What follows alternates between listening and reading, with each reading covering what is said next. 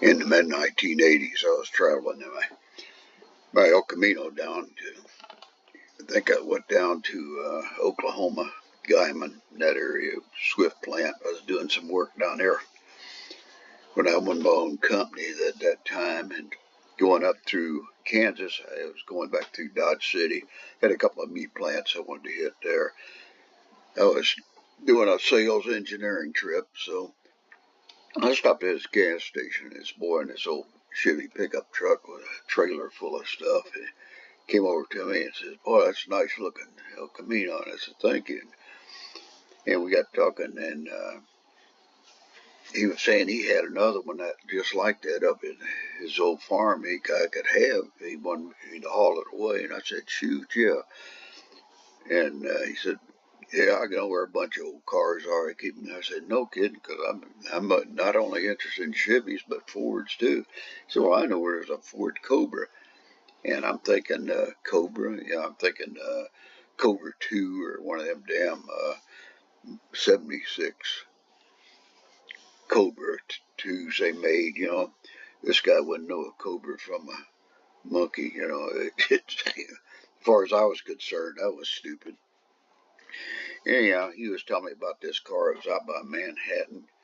No, it wasn't Manhattan. It was on the way to Wichita. No, it wasn't Wichita. Yeah, it was. It was on the way to Wichita. I was on Highway 50 at this time, and it wasn't too far out of the way thinking of going to Wichita and stopping at the place he told me about.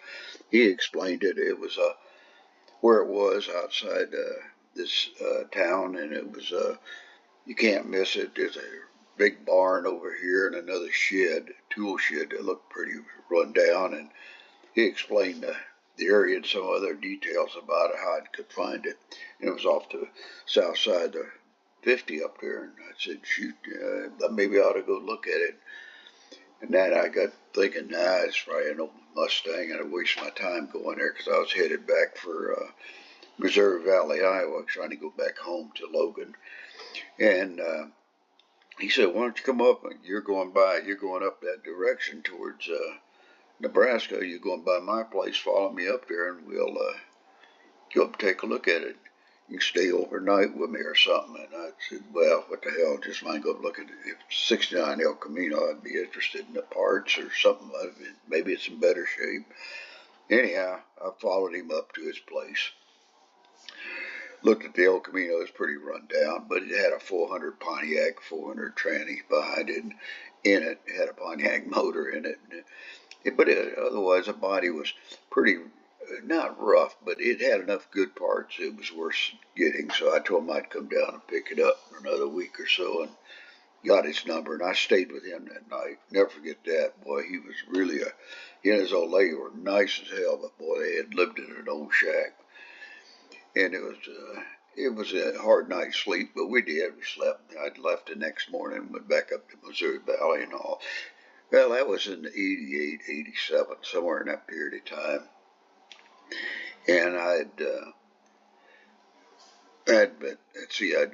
Frank and I were going to go in 90, that's right. We were going to take our road trip. And we are going to go to Monterey there. The races there, too, while we were on that trip. And while down there, we were walking through the pits. And I saw this Corvette, this FIA Corvette, this one that's in this picture. And man, I said, "Boy, that's a beauty. God, that's my favorite Corvette, that little 289 FIA Cobra." And I went over and there's a guy sitting in the trailer there.